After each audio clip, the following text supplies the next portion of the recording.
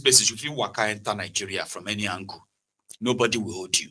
Like there is literally no border. There's no checkpoint or anything. Should be, you know that if you enter any country from any border town, you're going to see the border post.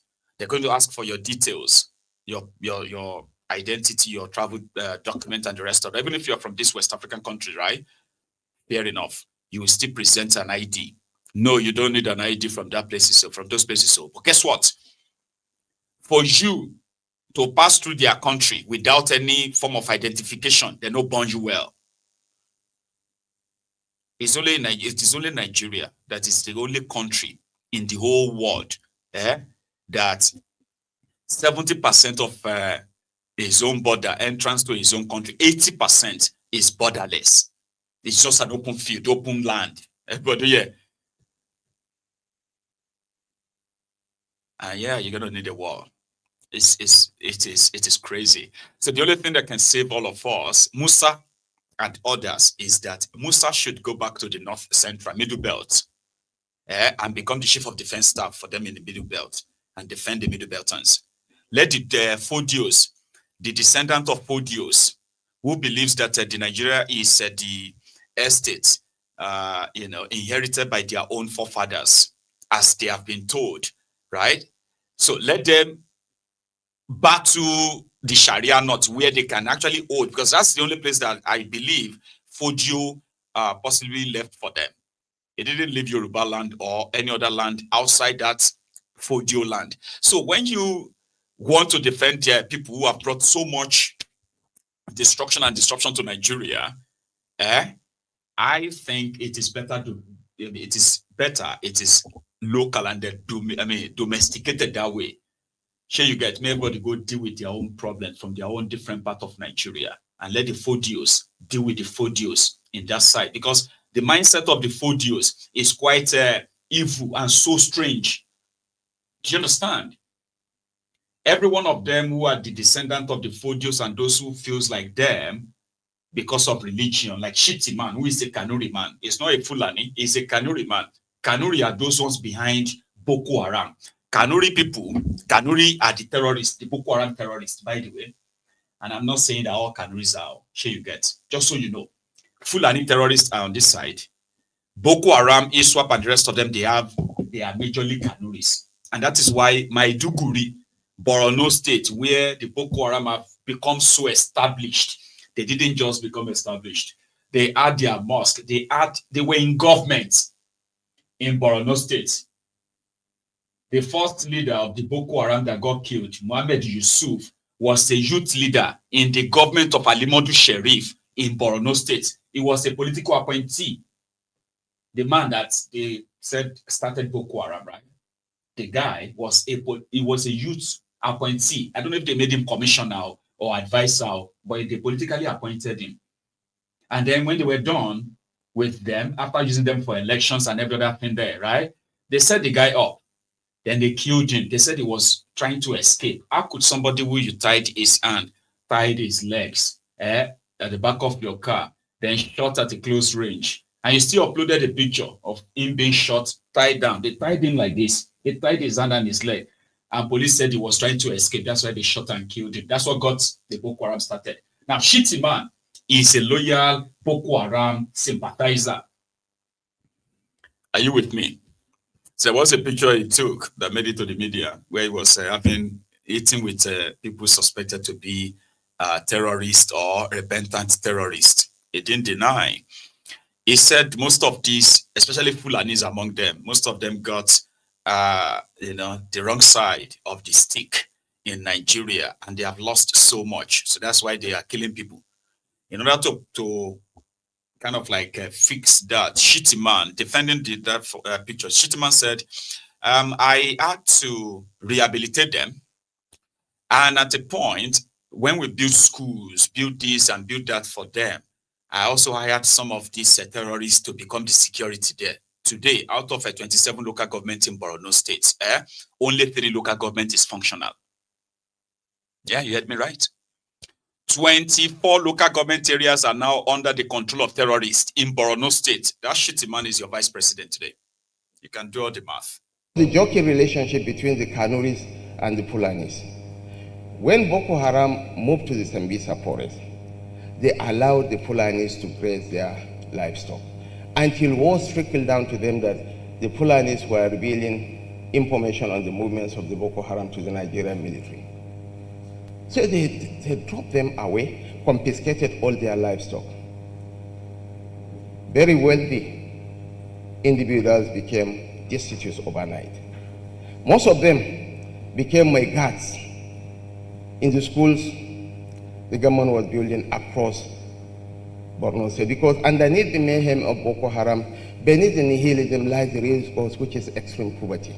And education provides us the greatest tool of really addressing the root causes of insurgency and banditry. So we are crazily, massively building educational facilities, and most of these Fulanis were the Maigas in those facilities. I took it upon myself to break the intergenerational transfer of poverty, to reach out to those Fulanis and enroll their kids to school.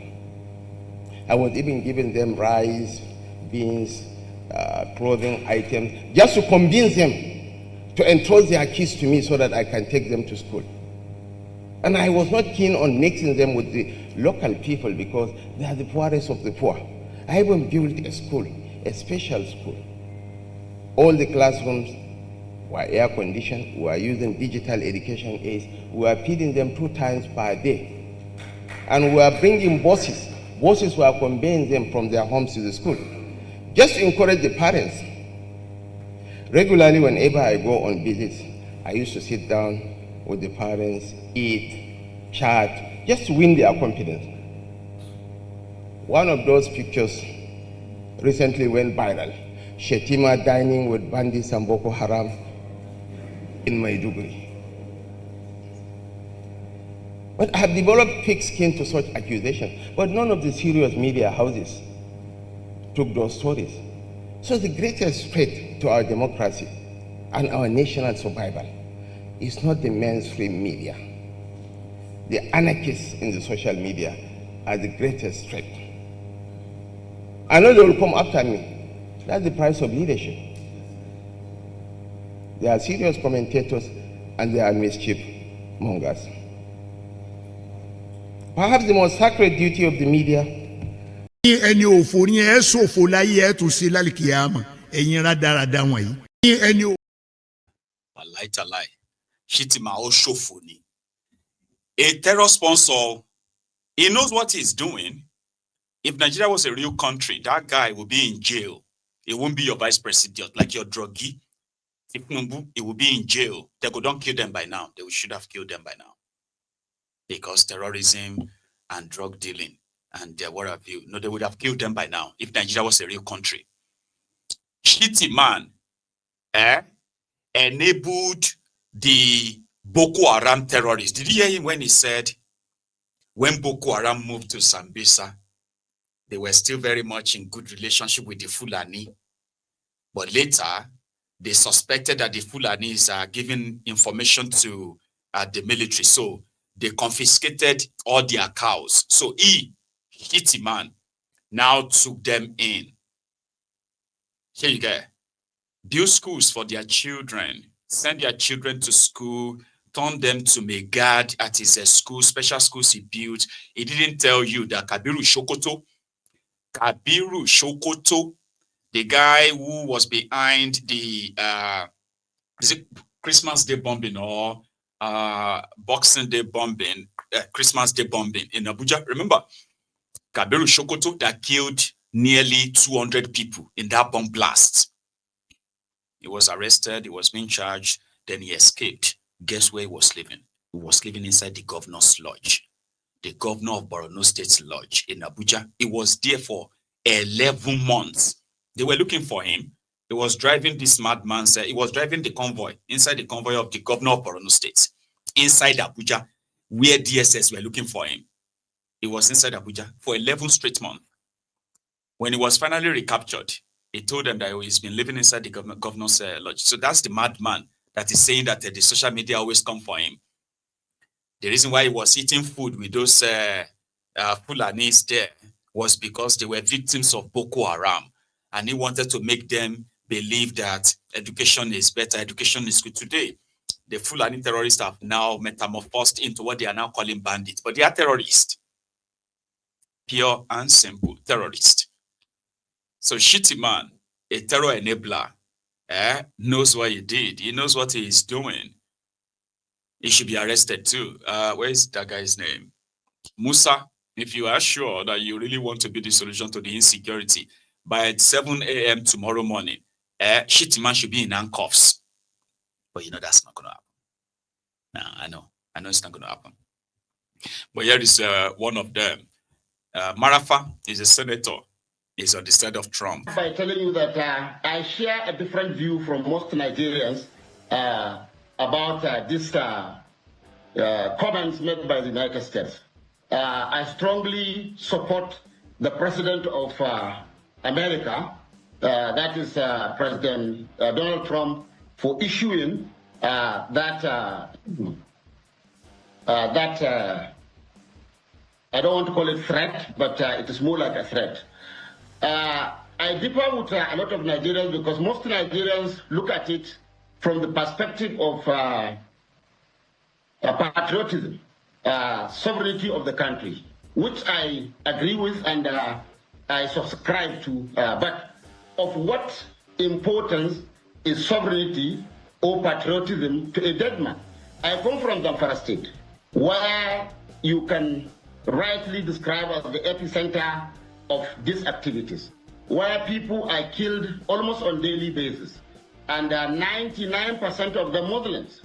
So the fact that there is no Muslim or Muslim country or Muslim president that can speak for the Muslims does not stop, a Christian president of a Christian country, from speaking of, for and for his people, that is the Christian community. I accept the fact that the Christians that are being killed in northern Nigeria are our brothers. They are fellow Nigerians.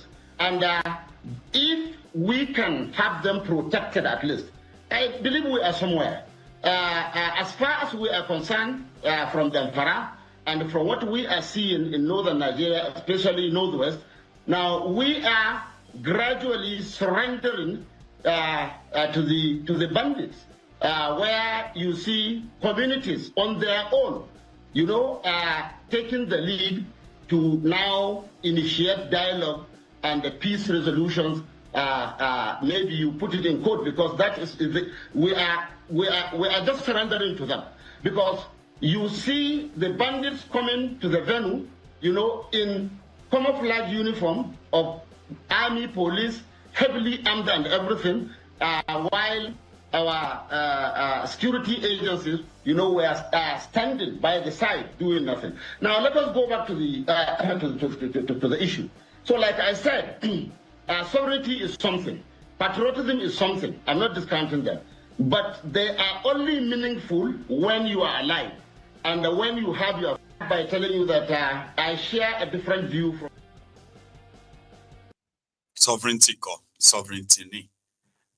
Nigeria has no sovereignty. Come on. You see, sometimes a lot of you love to deceive yourselves, live in denial. You have terrorists who have now occupied almost half of your country. They have places called ungoverned areas where Nigeria military, Nigeria police, Nigeria government, they dare not even visit anymore in Nigeria.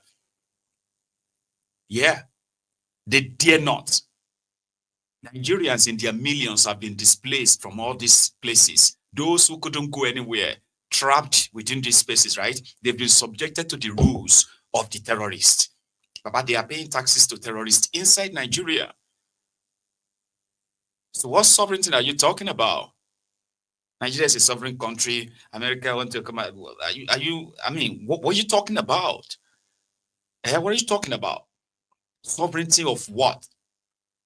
The ones that you have seen the Janjaweed, the Fulani Janjaweed, the Boko Haram Janjaweed, like Prince Shettima will also call them. They are all Janjaweeds.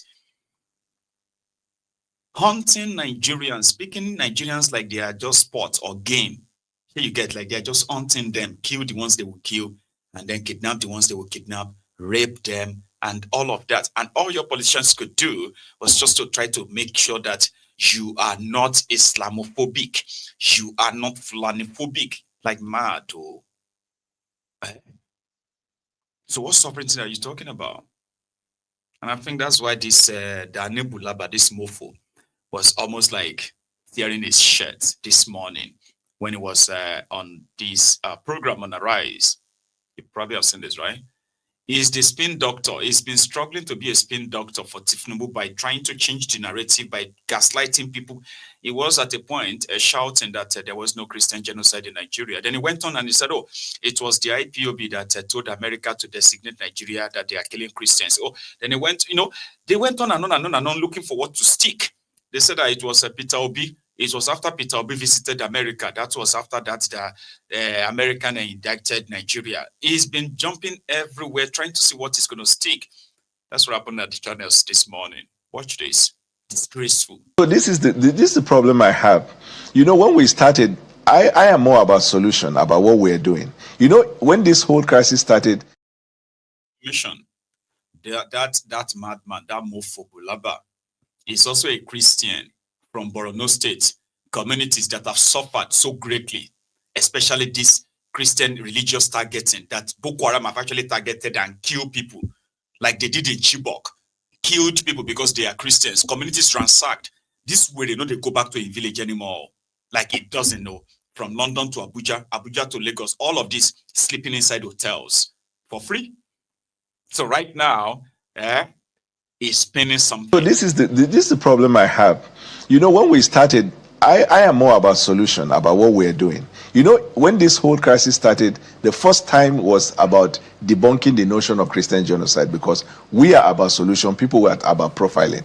After we've debunked that, we say we are more about solution. My brother was the one that said, let me take you back. And by the time he took us back now, you people stayed at the back. You don't want to make... I confronted you with the facts, Mr. Boy. No, you didn't. You didn't say any fact. Your characterization of that there's no Christian is genocide? unfair. No. We'll come. We'll let one after the other. So because you're saying I'm coming. We've already done that. No, you cannot. You've not done. That's a lie. That's not It's still true. a subject of debate. No, we tried that one. Don't say that's a lie. Mr. Bola, That's very, very wrong. As a journalist to look at your guest and say that's a lie. You can say it is factually incorrect, but you can never say that's a lie. Let me say what I want. But do you know what you said is wrong? No, it's not. I'm saying that there are people. No, just hold on. Hold on. Let me establish my point. You as a government is saying we don't have state-backed, because what is the American government saying? Christians are being killed, and you're not doing anything about it. That's the argument. You say no. You're narrowing your profiling and your narrative to say this killing affects both Muslims and Christians. But there are Christian leaders who have doubled down on that position. So you can't dismiss that position and say you've dispelled it. It's a mixed bag of those genocide arguments, geopolitics, resource control, economic issue, criminality. So that's why I'm saying it is not true. So that what you just said is also a lie, because let me tell you. What's a lie? That's what I want to tell you. Okay, go ahead. What you just said is a lie because you gave a one-sided report of those who hold the position that it is a genocide. But you have failed to mention that Reuters, BBC, Sky News, CNN, Wall Street Journal, Washington Post, I have mentioned their names, 6 of them, have done their fact check and came to the conclusion that there is no Christian genocide in Nigeria. I think you and I are mixing the points. That is their position. Listen, the one you give, is it not the position of others? Is it not the position of others? This is the lived-in reality of the people we've had on this show. You're mixing. You are the one mixing. Somebody came and told you his position, right? Mm-hmm. And I gave you a counter position. That is your position. I don't think the one you gave, is it your own? That is not the one you told me, is it your own? It's not my. I'm quoting what the people who have the lived-in experience to say. Listen, Mr. Barr, just a moment. The government or Washington Post, whoever, can characterize it the way they want, and is within their right to. And the people you're quoting should not have characterized it. They should have said. Let me tell you the premise. Let me tell you, brother. I'm just putting their position to you. But let me tell you. Let me submit to you with the greatest respect why journalists are not helping in solving problem. can you deny the fact that there are Muslims that are killed? No, that's a fact. Can you deny that there are people who have not identified as Christians or Muslims that are also killed? That's a fact. So when you have a fact that Christians are killed, Muslims are killed, those who have not identified with a religion are killed, will that qualify as a genocide? Because the argument of the